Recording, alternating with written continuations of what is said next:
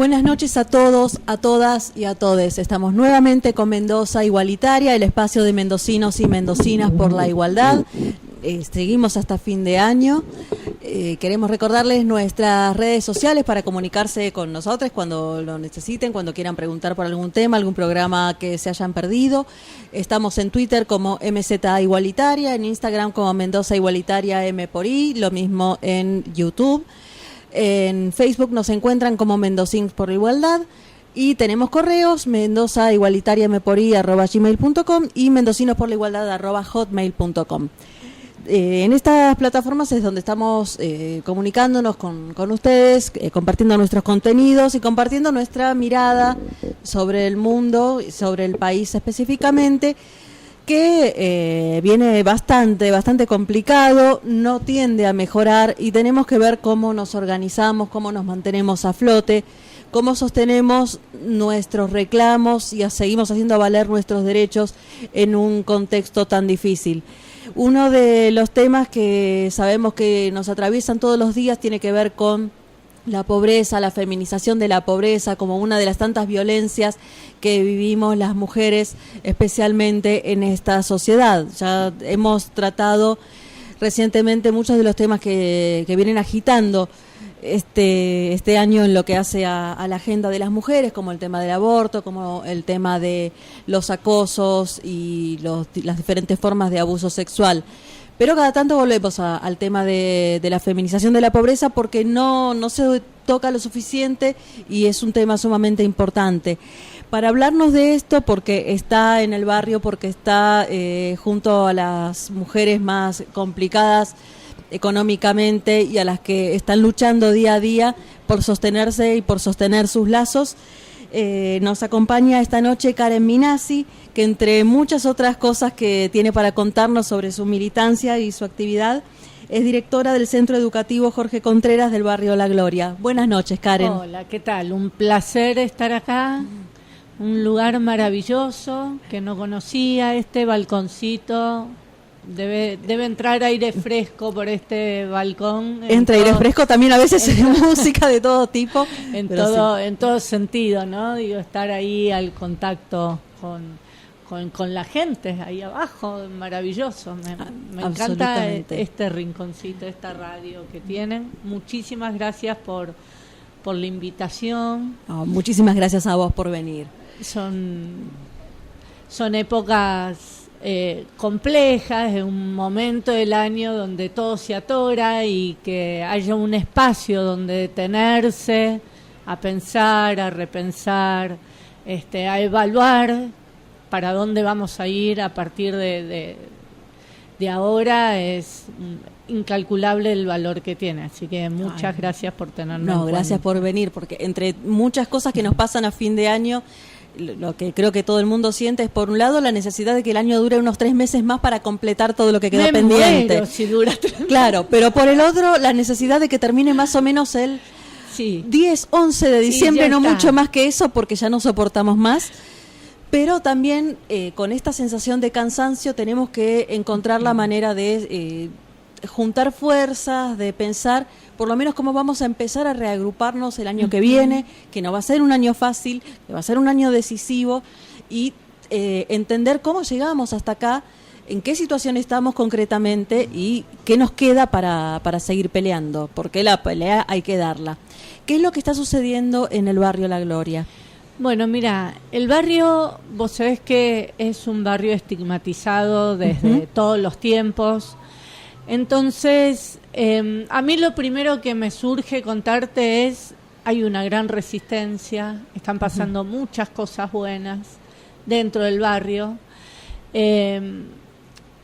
pero la verdad que desde la afuera está complicada la situación. ¿A qué me refiero? En el barrio sigue habiendo murgas, sigue habiendo organización social, tenemos la orquesta, tenemos el Centro de Actividades Educativas, hay un proyecto que acabamos de ganar el financiamiento de estampado de remeras, y que lo van a hacer un grupo de mujeres. Buenísimo. Que están en relación a consumo problemático.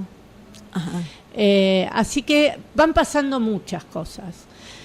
El tema es qué pasa con el afuera y el barrio. Y el afuera nos está bombardeando de una manera increíble, como hacía mucho tiempo que no pasaba. Y hay un contexto social que está avalando esto que está pasando en los barrios. Operativos en la puerta de la escuela, requisas innecesarias a los autos que transitan, a los trabajadores del barrio, a los vecinos, a los que vamos de afuera a trabajar al centro de salud, a la escuela.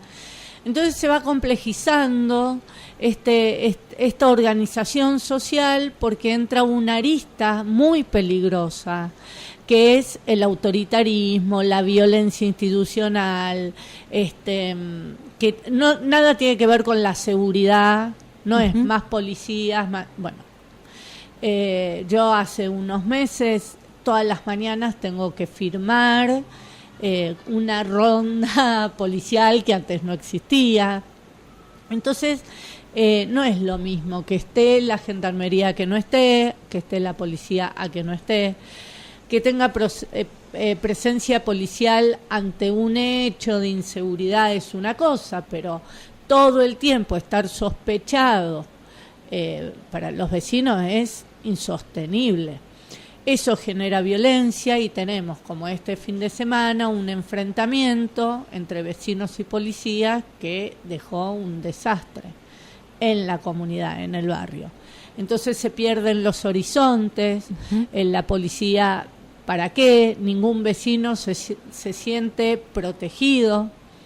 Había habido un hecho puntual de inseguridad en el barrio y la policía iba a socorrer y ni siquiera así podemos, con esa brecha de violencia institucional que están instalando, donde ya ven un móvil los vecinos y no quieren saber nada, pues terminan presos, los operativos son en las casas que no corresponden.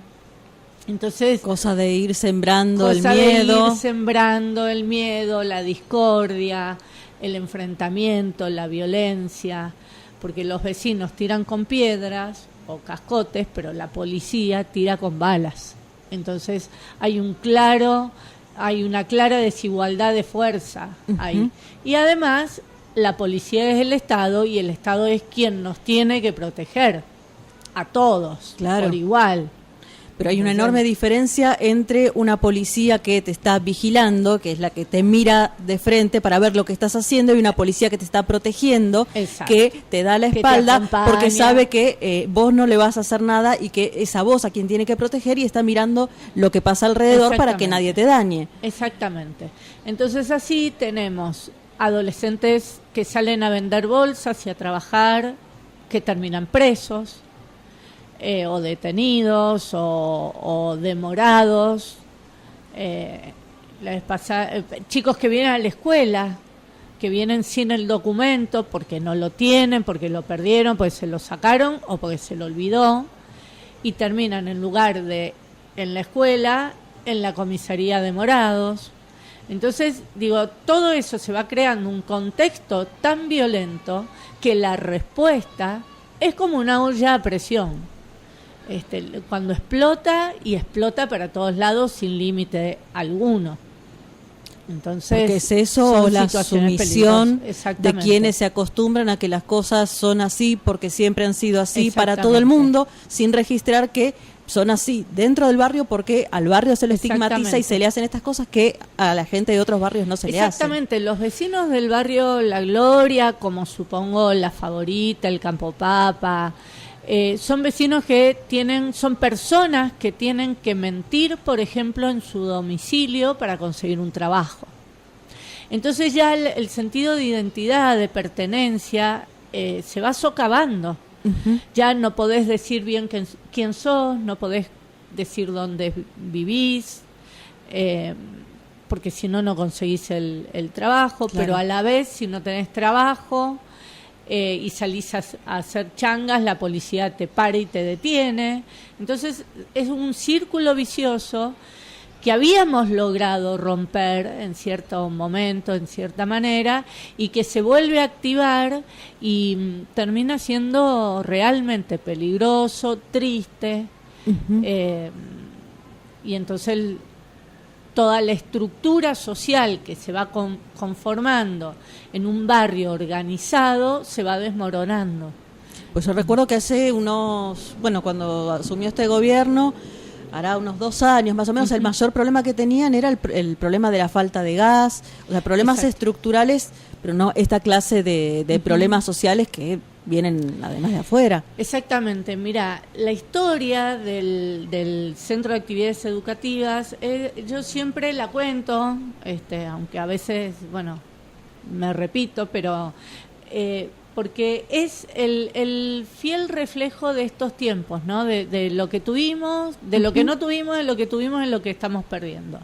El Centro de Actividades Educativas surge, que se llama Jorge Contreras, además un símbolo para nosotros, para quien no lo conoce, Jorge Contreras, además de ser un militante social, yo siempre rescato esa parte, era un cura con un perfil social muy importante que elige ir a vivir al barrio y arma su vida en torno a esa comunidad. Y Jorge lo que hace es armar una organización social en el año 96, donde las instituciones del barrio eran las socias. O sea, él no asocia a personas, asocia a la escuela, al centro de salud, al centro de jubilados, y se arma esta organización social. Nosotras él nos enseña y nos forma en este perfil, siendo ateas además nosotras. Cuando decís nosotras, ¿a quiénes te refieres? Todo este grupo de Mari Perrone, Silvia Echeverri, ahora Roxana Calice, que éramos trabajadoras sociales, maestras jardineras, profesoras que entrábamos en la comunidad en el año 96-97, nos encontramos en nuestros cargos del Estado, de maestra, de trabajadora social del centro de salud, con un cura que estaba organizando la comunidad y era soñado. Nosotras veníamos yo vengo de la psicología social, el trabajo social Mari Perrone, entonces nos plegamos a esto inmediatamente y Jorge nos forma en este perfil, algunas más, algunas menos, y en el año 2001 se le daba de comer en ollas populares en ese mismo lugar que ahora está la escuelita, a 1.000 personas todos los días en ollas populares. En el año 2008 aparece la maravillosa Asignación Universal por Hijo y un programa provincial de asistencia alimentaria que era Comer Juntos en Familia, que el objetivo era recuperar la comensalidad familiar. Entonces los comedores se retraen rápidamente y en el año 2010 no teníamos gente en ese comedor. Entonces nosotros presentamos a Nación y a provincia un proyecto desde la organización social para refuncionalizar ese comedor y abrir una escuela primaria o secundaria. Bueno, lo que se nos aprueba es un centro de actividades educativas. El gobierno proponía centro de apoyo escolar y nosotros elegimos centro de actividades educativas porque nos permitía avanzar sobre la educación popular y toda la parte cultural del barrio y la gestión cultural. Nos lo aprobaron y en el primer mes tuvimos 200 inscriptos. Entonces, y de ahí en adelante no para de crecer. El año que viene abrimos un aula satélite de un CENS y de un CEPJA, que cada aula tiene 30 personas inscriptas y lista de espera. Tenemos la orquesta infantil, un jardín maternal con 120 niños, en un espacio mínimo. pero pudimos conformar primero un grupo docente que nos sigue en esta locura, que siempre rescatamos, que sufre el ítem aula, que sufre la persecución que está haciendo la DGE con todos los docentes, la demonización que está haciendo. Yo creo que eso también es una cuestión de género en algún punto, absolutamente. aunque hay compañeros varones, pero creo que mucho tiene que ver con eso. O sea, dentro del odio hacia el pueblo en general, hay 2 o 3 grupos específicos y uno de ellos es el de las mujeres. Exactamente. Y mágicamente en ese lugar se da todo lo que quiere lograr el ítem aula, se da sin ítem ahora. Se da naturalmente. Los profesores no faltan, están comprometidos, tienen proyectos superadores cada año. Entonces, bueno, ese es un poco el contexto. Estamos en la triple frontera, lugar muy difícil de gestionar, porque estamos sobre la vereda de Godoy Cruz, pero enfrente es Maipú y enfrente es Luján. Entonces somos de todos y no somos de nadie. Nadie se hace responsable de ese lugar. Y bueno, y así un poco nos fueron llevando estos 20 años, más de 20 años que estamos insertos en esa comunidad. Lo cual no es menor, porque para todo hace falta tiempo, ¿no? Para que un lugar crezca, para los procesos sociales son lentos, pero bueno, en ese camino estamos. Y ahora la demanda vuelve a ser, una vez más, como fue en los 90, como fue en el 2001, la comida. Y ya la gente se viene a inscribir. Aunque le vaya bien al niño en la escuela, lo trae todos los días al apoyo por la comida del mediodía. Nosotros damos desayuno y almuerzo al turno mañana, y de ahí los chicos se van a la escuela, y los chicos del turno tarde salen de la escuela, vienen, almuerzan, meriendan y se van a su casa. Y hoy la demanda es la comida nuevamente. Es una realidad que se ve en muchos centros de todo el país. Eso lo han contado varias personas que trabajan en los barrios. Lo mismo, lo que primero fue un comedor, después se transformó quizás en un merendero con apoyo escolar, después en algo básicamente cultural de donde desapareció la cuestión de la comida, porque dejó de ser una cuestión y ahora se retrocede. Exactamente, y la posición del Estado ante esto, ¿no? Las decisiones del Estado. Nosotros pudimos abandonar políticas asistencialistas y avanzar sobre políticas educativas y de promoción. Hoy el Estado vuelve a esa política asistencialista, porque Desarrollo Social de la provincia de Nación está repartiendo bolsones de comida, los cuales vuelve a ofrecer a estas organizaciones, lo cual yo digo, bueno, ante este panorama, bienvenido. Sí, claro. No es una crítica al bolsón de la comida, pero lo que digo es cómo el Estado vuelve a repartir lo que fue la caja pan en un momento, y ahora lo que es un bolsón de comida, previendo los funcionarios que pueden ver un poco más allá de su escritorio que esta realidad es insostenible. Absolutamente. Entonces, como no tiene para aportar políticas, aportan bolsones de comida.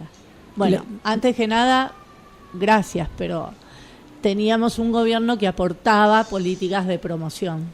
Así es, y ahora lo criticable es la necesidad de la bolsa de comida. No es la bolsa de comida, porque vuelvo a decir, súper agradecidas, porque no tendríamos con qué afrontar esto, sino es esto que vos decís, volver a la necesidad de ese bolsón de comida, que además es indigno por donde lo mires, porque una de las cosas que hace el programa Comer Juntos en Familia, que yo, una gran compañera, creo que fue del gobierno de Jaque, Noemí Mazzolo, ella estuvo a cargo de ese programa, fue quien lo creó, y lo implementó en la provincia. Ese programa, además de la asistencia alimentaria, además de recuperar la comensalidad familiar, daba la dignidad de, por ejemplo, elegir qué quiero comer, qué quiero comprar y qué quiero comer, porque te otorga todavía la provincia. Nosotros lo tenemos vigente, lo manejamos desde el 2008 y aún lo manejamos. Tenemos 143 familias que nos significan 980 raciones por mes. Uh-huh. Cada familia recibe una tarjeta con un monto y entonces están adheridos comercios que antes eran los comercios del barrio. Entonces uh-huh. Vos podías comprar con esa tarjeta y reactivabas la actividad interna, económica interna del barrio, comprándole a los negocios. Y hoy lo tiene el BEA, el Átomo, bueno. Otra vez concentrando el poder adquisitivo y destrozando los Pero además, pequeños comercios. Tarjeta, primero, dos cosas. Primero, que las titulares de esos derechos son mujeres. Ajá. De esas 148 familias, 146 son mujeres, las representantes, y 2 son varones. Ajá. Los titulares de esa tarjeta. La Gloria y casi todos los barrios son matriarcales. La mujer, si bien tiene vulnerados casi todos sus derechos, uh-huh. también es la que lleva adelante la dinámica en el comunitaria. Los uh-huh. hijos son de todas, aportan a las escuelas, a las cooperadoras, organizan los días del niño. Hay una dinámica que parte de la mujer uh-huh. en general. Y es lo que todavía barrios. Sostiene los lazos barriales. Exactamente, porque son las encargadas, porque son además, en esto de que la pobreza, de la feminización de la pobreza que vos decías, además son las que se quedan encerradas en los barrios. El hombre genera vínculos, genera otras cuestiones, sale del barrio, va a buscar trabajo. Ese salir le trae otro contacto, otra posibilidad, otra visión, otro aire, y la mujer queda en la dinámica del barrio con sus hijos sosteniendo esa red, uh-huh. esa mínima red que es la que la fortalece. El centro de salud, el médico conocido, la escuela, uh-huh. la trabajadora social. Entonces, en estos activos, se llaman estos activos que van teniendo las mujeres, que no es solamente pobre en dinero, es pobre en falta de estructura que la sostenga. Es pobre en opciones.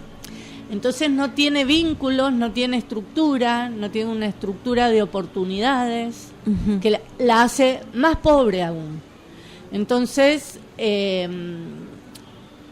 si no adquiere, o si nosotros no trabajamos sobre esa estructura de oportunidades de esas mujeres, las matamos, mueren en el intento. Entonces, ¿qué hacemos? Bueno, grupo de Cedronar, ponele. Todas chicas jóvenes que tienen algún contacto con la problemática de consumo problemático. Uh-huh. O han consumido, tienen algún familiar o tienen algún tipo de problema en torno a esa temática. Las organizamos, concursamos un proyecto Mauricio López, ajá, que acabamos... Son los de la universidad. Que son los de la universidad. Universidad que nos había financiado durante 8 años y hace 3 nos dejó de financiar, se retiró la universidad, por lo menos de nuestra organización social, hace 3 años. Y tristísimo. por una nueva ola verde, digo yo, que nos copó en la organización por chicas o por la otra generación, la que nos viene empujando a nosotras. La de las pibas. La de las pibas, entre la cual orgullosamente digo que está mi hija, que se ha criado en ese barrio, porque este ha sido un trabajo eje de mi vida. Ajá. Imagínate, en 23 años ellos se han criado ahí, entonces que ella elija ahora venir empujándome es un orgullo enorme. Por supuesto. Su hijo, mi nieto Caetano, va a ese jardín, entonces es casi una obligación. Yo siempre digo, si es bueno para esta comunidad, tiene que ser bueno para mis hijos, tiene que ser bueno para mis nietos. Y entonces la paridad se da naturalmente. Uno pierde su título y es mujer. Es mujer trabajando con otra mujer, una con un conocimiento, otra con otro conocimiento, y entre todas, y bueno, se hace ahí una olla. Pero además recuperamos el sentido de lo público, que es lo que nos vienen achando sistemáticamente desde hace algunos años, y especialmente en algunos lugares donde la educación pública se va abandonando. Quienes hemos crecido en escuelas públicas, y orgullosamente crecimos en escuelas públicas, sabemos que una de las grandes ventajas de esta educación es justamente el roce social entre diferentes clases, entre diferentes realidades, y el hecho de que de poder enriquecernos mutuamente en eso. Exactamente. La escuela Arce, que es la escuela primaria del barrio, mi cargo titular antes de esta dirección, mi cargo titular era de la escuela Arce. Yo era la profesora de educación física, pues estudié psicología social y eso me aportó toda esta visión para poder dirigir el centro. Pero durante 15 años yo dirigí la radio escolar en un proyecto absolutamente fortalecido. Primero fue Resistencia y durante 12 años fue fortalecido por el Estado. Bueno, hoy esa radio está bajo 7 llaves, la escuela vacía, y yo puedo entrar ahora, porque cambió el directivo, porque tenía no podía entrar a esa escuela. Entonces, digo, y la radio no está más. Entonces, es criminal. Digo, criminal. O sea, si eso no es violencia institucional, ¿cuál fue la respuesta? Radio que además se incendió en el 2005, mágicamente. La volvimos a levantar. En eso tuvo que ver mucho el Ale Rota. Yo siempre que lo nombro digo, periodista censurado en esta provincia en este momento, junto con Ernesto Espeche, y que bueno, ahora los compañeros de La Mosquitera le dieron ahí un poco de aire con Julio Ruttman. Hay periodistas censurados en esta provincia que no hablaron nunca más en ningún lugar, ni se subieron nunca más a ningún escenario, y hay radios escolares, radios comunitarias que están siendo cerradas, bastardeadas, y los proyectos comunicacionales están siendo devastados. Cuando había una ley que respaldaba el hecho de que no solamente de que funcionaran, sino que además se aportara a su funcionamiento con determinados impuestos, todo eso está completamente abandonado. Y en ese proyecto de la radio, las mujeres de esa comunidad tuvieron mucho que ver, porque eran las que estaban en el barrio y eran las que podían hablar. Entonces denunciaban lo que pasaba en el barrio, denunciaban no solamente la denuncia negativa, ¿no? Denunciaban cosas que, no sé, logros que íbamos teniendo, la apertura del centro, un estado presente o un estado ausente, según fuera el momento que íbamos viviendo. Nosotros, con esas mujeres, creamos un vínculo impresionante, porque eran mujeres que no era que tenían miedo de hablar ante un micrófono, tenían miedo de hablar. Ajá. O sea, no podían expresar su opresión, sus miserias, sus miedos, sus cuestiones más profundas. Entonces hubo que hacer todo un trabajo de empoderamiento para que se animaran a contar su vida cotidiana, que era nada más y nada menos que eso, lo que iban transitando en la vida. Así que, bueno, hoy esa radio está cerrada. Por suerte sigue Radio Cuyum, proyecto comunitario de más de 20 años, creo que cumplieron 25 años. Radio que abre Jorge Contreras también, con los jóvenes de su iglesia. Entonces tiene una impronta de mucha organización el barrio, de mucha cultura y de mucha mujer ahí empoderándose de a poco como puede, y de hombres también, porque los hombres hacen lo que pueden. Esos hombres, mira, nosotros ya tenemos tercera generación de desempleados en las familias, porque muchos eran ferroviarios y muchos eran trabajadores de YPF, y que todo en los eso se 90, cayó, claro, con las privatizaciones, se quedaron sin trabajo y nunca más pudieron reconstruir esa trama familiar. Entonces, un barrio que tiene mucha cuestión territorial, mucho enfrentamiento territorial. Hay vecinos que pueden caminar algunas manzanas y otras no. Nosotras siempre se nos reprocha por qué respetamos, como que respetamos eso y no trabajamos. Bueno, porque es el código de ese lugar. Y yo la verdad que entro y salgo del barrio muy tarde, me paso muchas horas, pero no vivo ahí. Entonces, y hay que respetar a quienes efectivamente se acuestan y se levantan en ese barrio. Exactamente, porque yo, muy suelta de cuerpo, le puedo decir, bueno, pero vos animate y pasa la vereda. Claro, pero yo a las 6, 7, hoy me fui un poco más tarde, 8 de la tarde, me voy y ella queda hasta las 8 de la mañana que yo vuelvo al otro día sola. Entonces, ¿quién denuncia? ¿Quién acompaña esa denuncia? ¿Quién contiene esa denuncia? Porque es fácil también decir, empoderar a la mujer y decir, no te tiene que pegar más. Bueno, ¿y cómo hacemos para que deje de hacerlo? ¿Cómo hacemos? Bueno, ¿dónde denuncio? Después de denunciar, ¿quién me protege? Así es. ¿A dónde voy? ¿A dónde voy? ¿Quién cuida a los chicos? ¿No? Exactamente.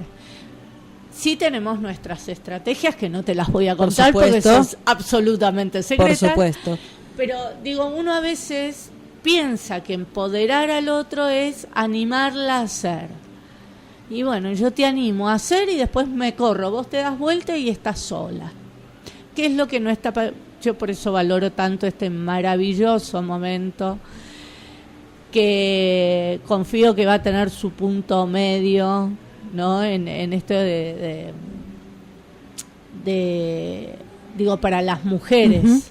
Va a llegar un momento que vamos a poder aflojar en esta lucha tan desigual, tan triste, que nos vuelve a demonizar ante la sociedad gracias a los medios de comunicación que insisten en que sí, que estamos denunciando a cualquiera, que somos, ¿viste?, las malas. Que una batalla que tenemos que dar al interior de nuestras propias familias, con nuestros compañeros, con nuestros hijos, que, mira, yo siempre lo hablo, ¿no?, con mis hijos, con mi compañero, que digo, ellos como varones que acompañan, porque es imposible que no acompañen a estas mujeres. Tenemos ensambladas 3 mujeres, 2 varones.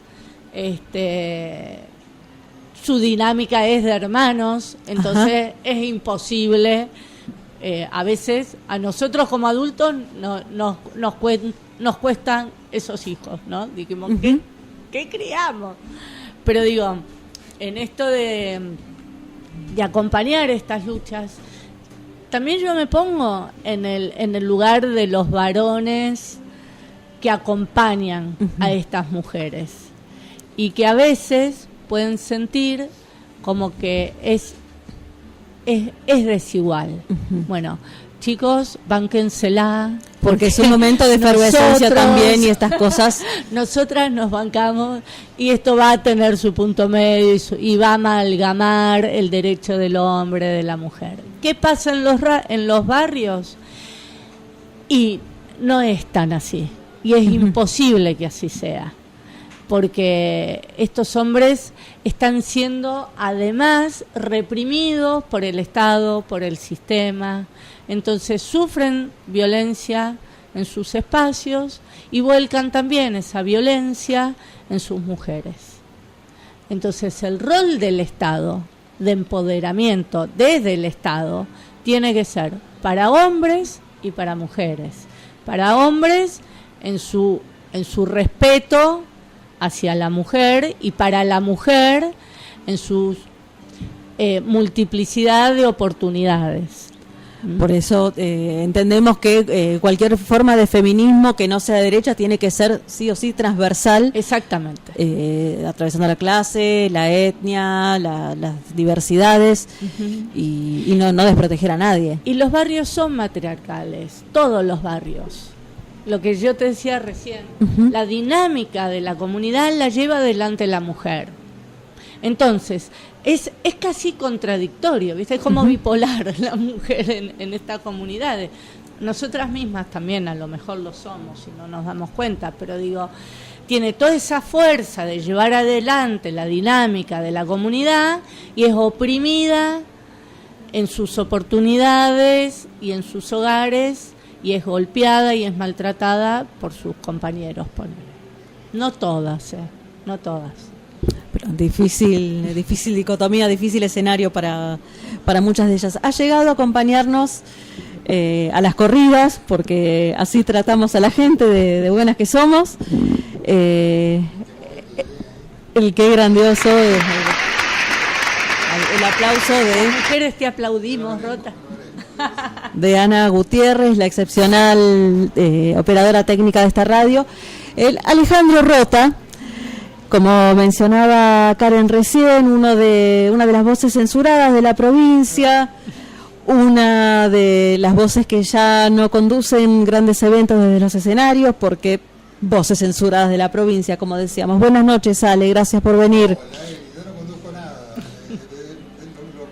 Mira, es más, con esta situación del matriarcado y el patriarcado ni el auto me Bueno, era hora. Perdón, Ana. ¿Ahora sí? Ahora sí, bueno, buenas Ahora noches. sí, quéjate nuevamente. Hola, Eli. ¿Qué tal? Buenas noches, gracias por venir. Igual que no se escuchó lo del auto. No conduzco ni los espacios periodísticos que armamos, ¿no? Qué bárbaro. No solo no lo conduzco, sino que además me niegan, pero bueno. Sí, sabemos cómo es, entre muchas otras negaciones que estamos viviendo en estos espacios periodísticos. Bueno, ¿qué tal? ¿Cómo estás? Yo, fantástica, porque estoy en esta radio que es donde se respira libertad y se habla de lo que no se puede hablar cotidianamente. Yo te agradezco, primero pido disculpas por no haber podido llegar a tiempo. Hoy se hacía el acto de asunción de las nuevas autoridades de la CTA y yo fui electo como secretario de Comunicación y Difusión de la comisión de la CTA de Luján de Cuyo. Felicitaciones. Así que tenía que estar ahí. Gracias. Un espacio de lucha, un espacio de resistencia, un espacio donde hay mucho por hacer, mucho por construir, mucho por reconstruir. Y me parece que son los espacios gremiales que nos quedan y que tenemos que fortalecer, porque debemos entender que los trabajadores deben ser parte esencial en esta lucha, porque si no estamos en el horno, ¿no? Digo, y lo que decíamos de lo transversal. Exactamente.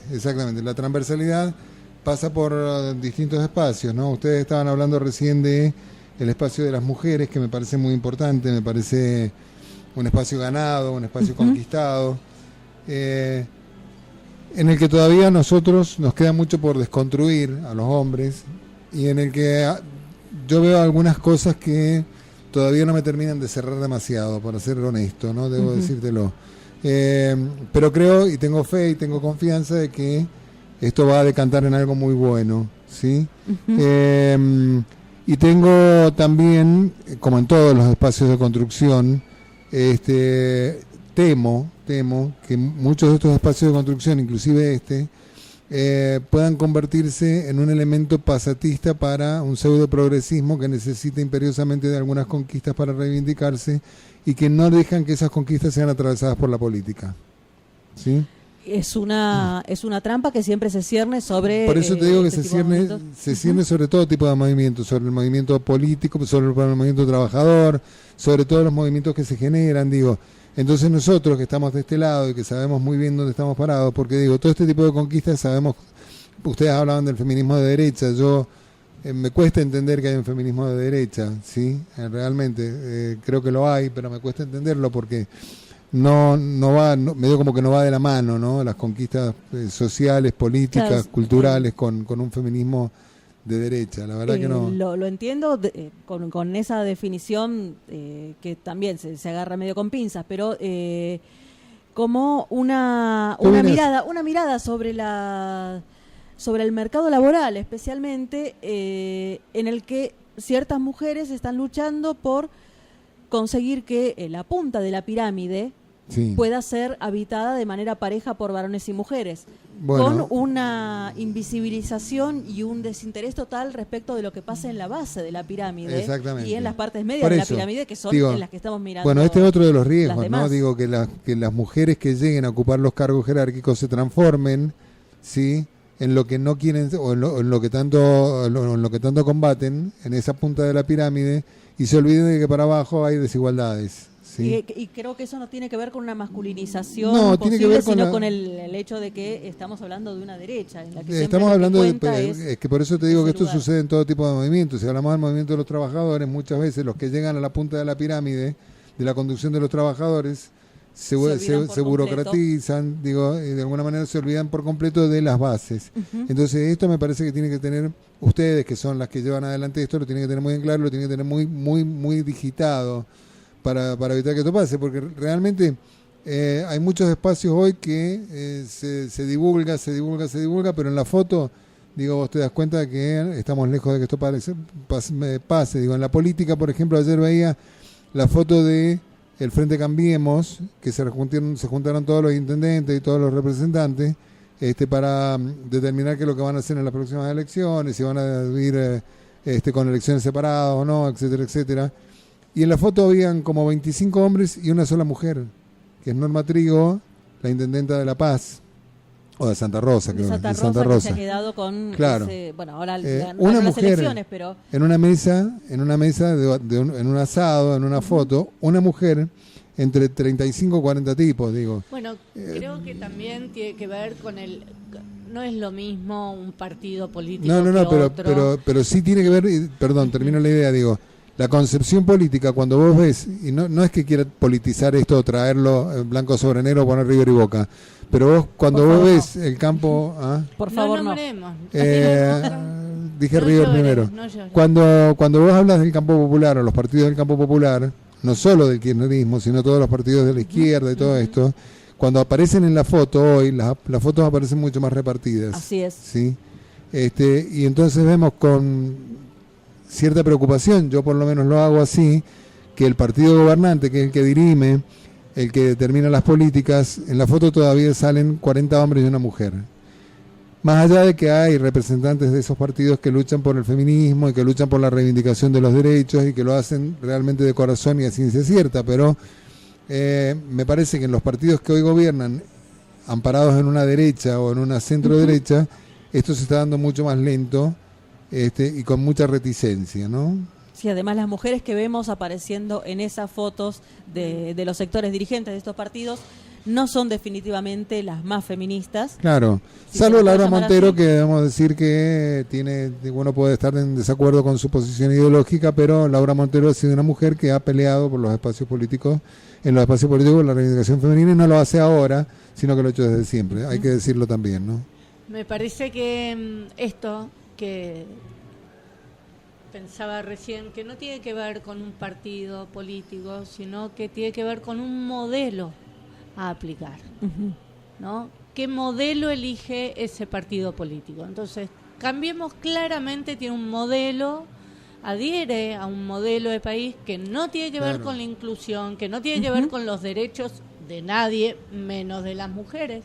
Entonces, si oprime derechos conquistados, no va a dar lugar a ganar derechos. O si se apropia de esos derechos. Ese es el problema, en eso hay que estar atento. Y partidos políticos que tienen que ver con un modelo que apuesta a la igualdad, a la inclusión, a la igualdad de oportunidades, que está parado en clave de derecho, y bueno, va a apostar a esto. Entonces tenemos un modelo que promueve una mujer como presidenta, que llega a ser presidente, y tenemos un modelo que promueve la opresión, por ejemplo, a las trabajadoras mujeres, como lo está haciendo este gobierno, sobre todo provincial, con educación. Que hay varones, no quiero decir que no estén los compañeros, pero que creo que tiene que ver con eso, con qué modelo de país se quiere lograr. Más que un partido político. Obviamente que en la foto de Cambiemos va a haber menos mujeres, y las mujeres que están no van a luchar por las otras mujeres. Bueno, está parado en clave de derecho, de ninguno. Claro, a eso me refiero, digo, ¿no? Entonces tenemos que tener, digo, mucho cuidado en cuando abrimos la puerta para ir a jugar, a ver quién viene de la mano con nosotros, ¿no? Digo, porque por ahí por ahí la farolera tropieza y se termina casando con un coronel, ¿viste? Ni Dios permita.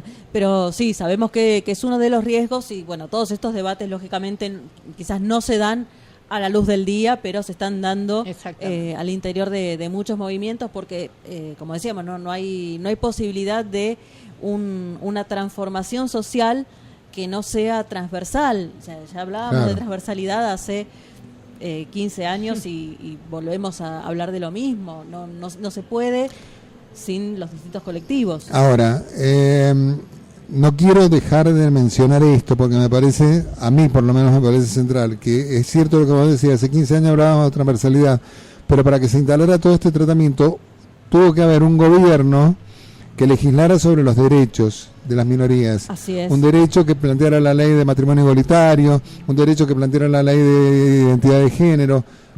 Tuvo que haber un gobierno que realmente lo decidiera y tomara esas políticas que fueron la punta de lanza para que después viniera todo. Sí, y lo digo, y por ahí me equivoco, pero lo pienso realmente, por eso lo digo. Vos sabés que yo digo lo que pienso con muchísima naturalidad. Y así me va. Digo, yo siempre he dicho, todo lo bueno y todo lo malo que te ha pasado en la vida, te pasó por ser peronista. Exactamente. Y entonces digo, si no hubiese sido por un gobierno peronista, por Néstor y Cristina, evidentemente quizás se hubiese dado esta reivindicación, pero mucho más lenta. Entonces digo, y con todo lo lento que fue en su momento, porque el debate se dio en 2010, pero ya Néstor venía hablando del tema de matrimonio igualitario desde media década atrás. Pero claro, entonces digo, no nos olvidemos de eso, no nos olvidemos de eso, ¿viste? Porque corremos el riesgo de que después venga otro y se apropie, ¿entendés? O quiera meter una ley del aborto por la ventana, y después cerrando con sus senadores para que voten en contra, y usarla como engaña pichanga. Ni siquiera fue proponer la ley, sino proponer el debate, que es lo mismo que mandarnos a todos al ring, que nos entretuviéramos con eso. Claro, entonces digo, en eso tenemos que ser claros de dónde venimos, dónde estamos y quiénes han sido los que han posibilitado que este tipo de situaciones se den. No quiero quitarle méritos a nadie, solo digo que hubo una gran posibilidad de que este debate se diera en forma real, porque hubo un gobierno que legisló a favor de los derechos de todos, además de las minorías. Y que creo que donde quizás perdimos el eje fue en meternos al debate sin tener en cuenta la enorme diferencia entre un gobierno que está parado directamente sobre un paradigma de derechos y uno que simplemente manda el debate sin garantizar absolutamente nada. No, además que no le interesan los derechos, digo, o sea, la verdad que lo vemos diariamente. Este gobierno actual está lejos de ser un gobierno que reivindique los derechos de todos. Solamente reivindica los derechos de sus amigos y de las clases patronales o de las clases ricas. Son privilegios. Y que no son derechos, lo que consideramos son privilegios. Derechos lo viene. Porque ahí está la diferencia. Ahí está la diferencia. La diferencia está, vos lo que vas a decir, entre privilegios y derechos. Este gobierno lo que hace es otorgar privilegios. El otro gobierno otorgaba derechos. ¿Dónde nos equivocamos? Quizá en no empoderar a la sociedad en que esos derechos eran correspondidos o deberían ser correspondidos. Me parece que por ahí viene la mano. Entonces esos derechos se convirtieron en privilegios, muchos de los cuales, ¿no? Y entonces pasó lo que pasó, con una política muy aceitada en comunicación y un montón de cosas que después podríamos analizar, pero me parece que es muy largo, ¿no? Pero tenemos que estar bien pensados y tener bien claro dónde estamos parados, qué es lo que podemos perder más de lo que perdimos en el 2015 cuando nosotros ya decíamos que esto iba a pasar. ¿Qué es lo que se ha ganado por territorio, por trabajo, por perseverancia, por lucha, por conquista? ¿Qué es lo que no se ha ganado? ¿Sí? ¿Qué es lo que nos están coartando? Entonces, a partir de ahí, sentarnos a decir, bueno, seguimos en esto, potenciamos esto, vamos acá y vamos a ver cómo salimos adelante, ¿no? Y la paciencia, ¿no? Porque digo, todas las transformaciones y los procesos sociales son lentos. Y no cualquier debate se puede meter en cualquier momento de la construcción social. No, definitivamente no. Entonces, para llegar a la legalización del aborto, que digo, es una de las críticas fuertes hacia Cristina, porque no lo metió, porque no lo debatimos, y porque debatimos un montón de otras leyes, y porque antes yo me acuerdo con la ley de divorcio. Sí. Fue año 87. Atroz. La Iglesia, bueno, más o menos la misma división, que estaba la fantasía que todo el mundo iba a salir corriendo a divorciarse. Bueno, no pasó, se divorciaron los que se tenían que divorciar y se casaron los que pudieron casarse a partir de haberse divorciado de quien ya no estaban, con quien ya no estaban en pareja. Y se blanquearon familias y fue maravilloso para... Entonces, pero digo esto, ¿por qué no se metió? ¿Por qué antes no se... Y porque no estábamos preparados. Porque antes pasaron otras cosas. Reconstruimos un país absolutamente devastado. Y encima legislamos por la igualdad de derechos. Bueno, a esto no se llegó. Pero sí creo que esta puja que hace la sociedad hacia el Estado va a trascender y va a ser ley. Si no es ahora, es en el próximo debate, seguro. Yo creo que todo tiene una efervescencia, un periodo de decantación y después de un periodo donde empieza a crecer en serio, ¿viste? Con fortaleza. Y bueno, estamos en ese proceso y está bien que sea así. Está bien que sea así.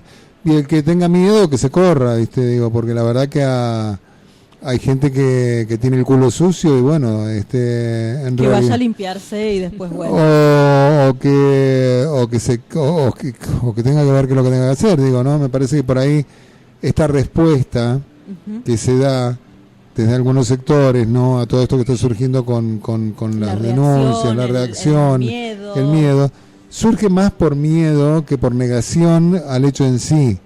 Digo, ¿no? Entonces surge de sectores que tienen el culo sucio, repito.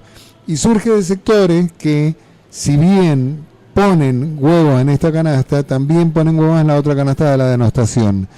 Cuando empiezan el yo te creo Juan y todo este tipo de cosas, nosotros hemos visto los hashtags que si vemos de dónde salen, nos vamos a dar cuenta que salen de la misma usina que salían del no al aborto, de la misma usina de los lobos amarillos, de los provida y de todo este tipo de cosas, ¿no?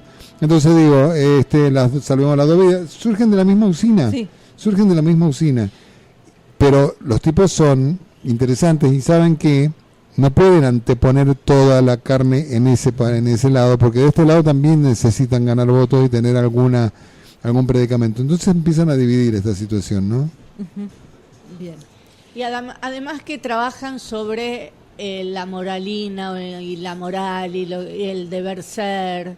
Y entonces es muy difícil contra eso, porque no todo el mundo quiere quedar expuesto ante lo que realmente piensa o cree. Es más fácil decir, no.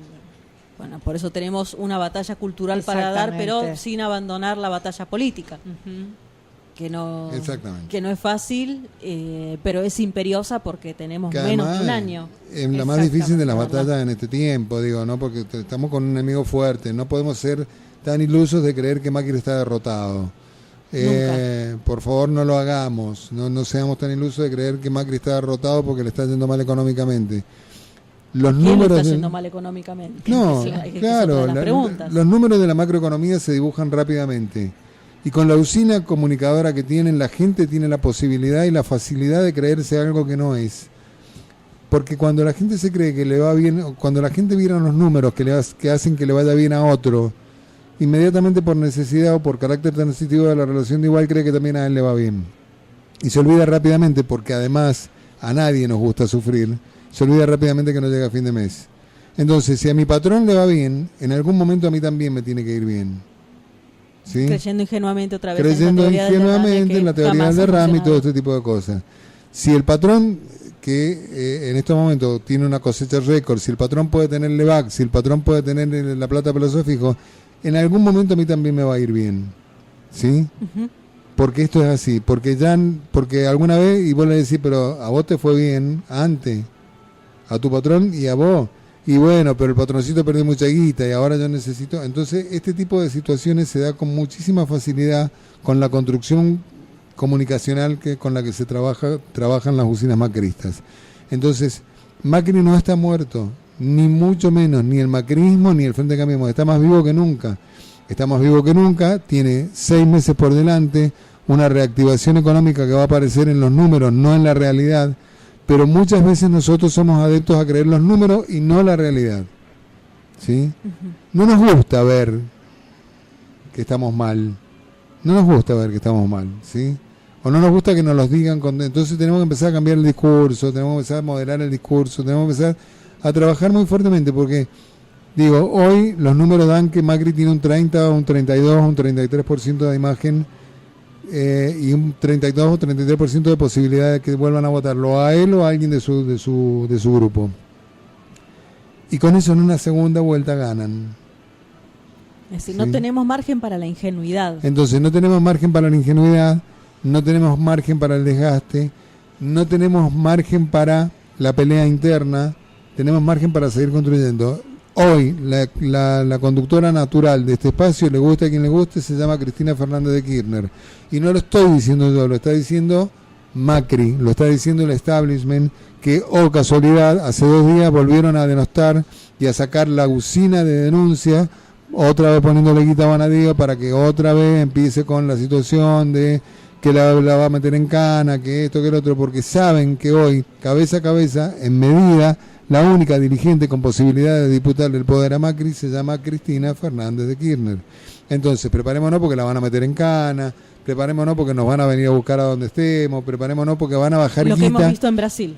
Van a bajar guita en cantidades industriales. Mirá, lo que hemos visto en Brasil se puede dar con muchísima facilidad acá. Hay un acercamiento de Olmedo, sí, que es un candidato que a todos nos parece un gil. Es un acercamiento muy grande de Olmedo hacia las iglesias evangélicas. Y cumple con todos los requisitos. Cumple con todos los requisitos, Y la iglesia, las iglesias, no voy a cargar solo contra los evangélicos, las iglesias también cumplen con todos los requisitos. La resignación, la culpa, el miedo al otro, ¿sí? Todo el rigor, todo lo que la iglesia pregona, ¿no? La resignación, bueno, a mí me va bien, pero yo voy a esperar algo más, ¿sí? Uh-huh. Voy a seguir creyendo que hay otra vida posible, con el Señor o con Macri. La culpa, es mi culpa que a Macri le vaya mal, es mi culpa. Sí, bueno, pero la culpa católica, ¿viste? Esa culpa que nos persigue permanentemente, que también tiene que ver con una tradición judía, ojo, no. O es mi culpa porque yo he pecado por la pereza, porque yo no trabajé porque yo me compré un auto, no hay meritocracia. O porque me compré un auto, porque gasté la guita comprándome un aire acondicionado cuando yo sabía que no me lo merecía. ¿Sí? Uh-huh. Entonces, todos estos conceptos de la culpa, de todos estos conceptos que tienen que ver con las religiones, atravesados a la política, pueden tranquilamente desembocar nuevamente en 4 años más de Macri. Ahora, si vos me lo preguntás, yo te diría hoy que me encantaría que Macri ganara y que gobernara, que se haga cargo del 2020, donde van a vencer la cantidad de dinero que va a vencer, donde va a tener que hacerle frente al pago del Fondo Monetario Internacional, donde ya no va a tener más margen de maniobra, donde no va a haber más guita que pedir y donde va a tener que salir a disputar palmo a palmo con los gobernadores el poquito espacio que le queda. Entonces, que se haga cargo, porque es muy fácil dejar el país hecho mierda, tomársela y el que venga tener que yugarla. Que otra vez sea un peronista que tenga que ocuparse obvio, de arreglar el quilombo. porque, a ver, digo, no se entienda con esto que quiero salvar a De la Rúa o quiero hablar bien de la Rúa, pero De la Rúa no cae por su propia impericia, cae por los 10 años de Menemato, sumado eso a su propia impericia para gobernar y poder sacar al país de la crisis, pero no tenía margen de maniobra, no lo supo hacer porque era un inepto político y terminó yéndose por la ventana en 2 años. Pero lo que pasó de antes, venía de antes. Lo de Macri es al revés. ¿Por qué Macri sigue gobernando? ¿Por qué nosotros nos rojamos la metida y decimos, ¿por qué la gente no sale a la calle? ¿Por qué la gente no sale? ¿Por qué la gente no le prende fuego a esto? Porque todavía hay una espalda muy fuerte de 12 años de kirchnerismo que le dieron a la gente la voluntad de poder transitar tranquilamente 4 años de gobierno, ¿sí? Entonces, esa alegría que vos ves en la calle, ¿sí? Y que vos decís, ¿pero qué están festejando estos infelices en la esquina si se están muriendo de hambre? Hay tarjetas de crédito que todavía se pueden pagar, hay un colchoncito chiquitito que todavía se puede pagar, hay una última paritaria que cerraron hace 2 años que todavía le da margen para llegar a fin de mes, no poder comprar lo que compraban antes, pero comer, ¿sí? Entonces digo, hay que salvar estas distancias, ¿no? Entonces, si estamos dispuestos a ganar el gobierno, a pelear, sabemos que va a ser no solo difícil ganar el gobierno en el 2019, sino mantener el gobierno otros 4 años más. Muy difícil, muy difícil. ¿Nos preparamos para eso? Y sí, nos preparamos para eso porque nosotros somos unos infelices que nos preparamos siempre para las peores, ¿viste? La verdad, a mí me encantaría haber sido macrista, estaría dirigiendo el canal de la universidad. Y muy tranquilo. Y muy tranquilo, por ejemplo. Como este programa es feminista porque es sobre género y diversidad, quiero que la última palabra de esta noche la tenga Karen. Pero, ¿ves? Como en casa, igual. Bien, como corresponde. No. Bueno, nada, yo soy un poco más optimista en cuanto a la reacción de la gente. Sí creo que, y siempre lo digo, que los medios de comunicación han creado una realidad paralela que la gente le cree más a esa realidad que a su propia vida, a su vivencia. Pero digo, no se puede sostener mucho la mentira y ese espejismo, porque cuando te quedás sin laburo, te quedás sin laburo. ¿Cuántos de la fábrica de zapatillas de esta de Adidas han votado a Macri y se quedaron sin laburo? ¿Cuántos científicos?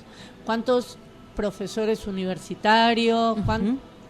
Se quedaron sin presupuesto? Entonces hay un punto donde ya no es lo que dice la tele, es lo que uno vive. Sí coincido con el Ale que lo que pasa es que todavía tenemos con qué festejar Navidad y por eso diciembre está así de calmo y están los villancicos en la esquina, el Papá Noel en el... y a las organizaciones les han bajado algunos bolsones. Obvio. Desarrollo social claramente está bajando bolsones de comida. Te lo comentaba recién, que me lo ofrecieron a mí. Yo me resisto a volver a eso. Pero todavía hay con qué. Pero no es para siempre. Y entonces ya no es la mujer la que se tiene que empoderar, sino que es otra vez el pueblo, hombres, mujeres, adolescentes, viejos, peleando por la dignidad que se está perdiendo, porque más allá de lo económico estamos perdiendo la dignidad. Entonces creo que en algún punto va a haber una reacción. También creo que la salida es un gobierno nacional y popular, parado en clave de derechos, apostando por la igualdad y la inclusión, y no un Estado, un gobierno parado en el mercado, que es sangriento y es injusto y es lamentable. Así que, y en ese contexto yo quiero rescatar, así como para cerrar, la lucha que están teniendo los trabajadores de los medios públicos, de Radio Nacional, y que están en paro y que han sido reprimidos y golpeados, sobre todo en Buenos Aires. Trabajadores de medios, de prensa, que hace 2 años que no reciben paritarias, O sea, hace 2 años que tienen clavado su sueldo, que creo que es como una política de expulsión. Así es. De bueno, este es el sueldo y al que no le gusta se va. Y es están apostando al vaciamiento, ya lo hicieron de contenido en los medios públicos y ahora lo están haciendo con el personal, ya vaciaron de contenido y ahora, bueno, no te aumento el sueldo, te vas y vacían de personal. Acaba de renunciar la directora de Radio Nacional Ana de Buenos Gershenson. Aires, directora que, bueno, en buena hora que se dio cuenta que no se puede sostener un lugar indigno en cuanto al trabajo, pero ella estuvo avalando este proyecto Los despidos, la comunicacional persecución. durante 2 años, Así es. despidiendo personal. Los directores, esta gestión echó a directores de Radio Nacional, si ustedes se acuerdan, Sí, los que habían ganados ganado por concurso. Entonces la censura, la miseria, la falta de derecho, bueno, van creando un escenario y una olla a presión que yo no creo que dure por mucho más. Habrá que reconstruir una vez más este país. Creo que sí hay una gran base de militancia, se ha despertado esa generación que nos faltó en los 80, en los 90, Porque era la que había sido aniquilada en los 70. Creo que ahora se renació, que está esa generación que puja, que no la van a poder matar y desaparecer entera, como hicieron en los 70, y que esa es una plataforma superadora, ¿no? Y ahí va a ser la diferencia. Que así sea. Ojalá. Muchísimas gracias, Karen Minasi, por venir al programa, por esta entrevista. Gracias. Muchísimas gracias, Ale Rota. Gracias a vos. Esperamos tenerlos. Ale Rota, que está invitadísimo a empezar un programa en el 2019 en el Ágora. Cuando quieran, no hay No me problema. mintas en A la vos. cara porque Otra estamos vez al no. aire. Mira, se lo va a llevar el micrófono ahora. No me Me extraña mientas tanto en la que- cara. Lo No, Me va a charlamos. en la agarrar a cara. besos. Sí. Es No, tu casa. Lo charlamos. Es tu casa. Lo charlamos. Sí, no, me encantaría, me encantaría. Tengo que tomar fuerza. Estarías muy cómodo acá. Sí, sí, no me cabe la menor duda, no me cabe la menor duda, no, para nada, absolutamente, sí, eso seguro. Pero bueno, hay mucho por hacer y creo que hay que tomar fuerza, sí. Así es. Así que bueno, después lo hablamos. Muchísimas gracias entonces a nuestros invitados por venir, por estar esta noche con nosotros. Muchísimas gracias, Ana Gutiérrez, nuestra genial operadora técnica, como siempre, por todo, por la paciencia y por la operación. Muchísimas gracias, Alejandro Gil y FM Ágora, por el espacio, y a todos ustedes y a todas ustedes por escucharnos semana a semana. Nos encontramos nuevamente el viernes que viene. Que tengan un excelente fin de semana y felices fiestas y festejan.